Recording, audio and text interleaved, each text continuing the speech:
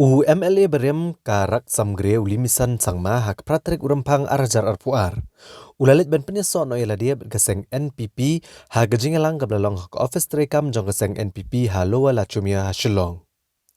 National President ke NPP Konrad Kongkal Sangma ulap tiang sobha ya Limison Sangma syak geseng NPP ha gajingidon lang ki MLA ke NPP ki begentup iu baas nyaw bahlangdar Abdus Saleh ESG Esmetur Mominin berkiwi kiwei kinong alam geseng NPP.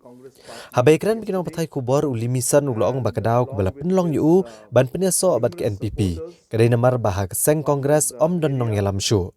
Kumta ulamino na geseng kongres ban Pyniasoh abad geseng NPP. Limison Sangma ula kubur bu udai ubaya janba bu Dr. Mukul M. Sangma.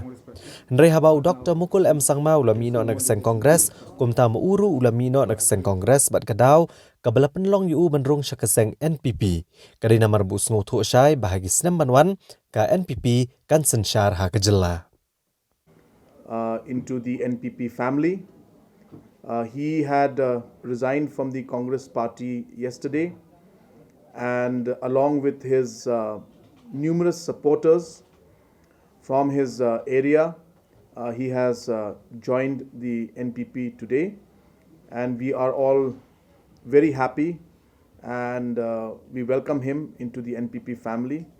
And I'm sure that with his entry into the National People's Party, the party will grow from strength to strength, not only in Raksamgri constituency, but also in the whole of Garo Hills region and the Meghalaya state as a whole.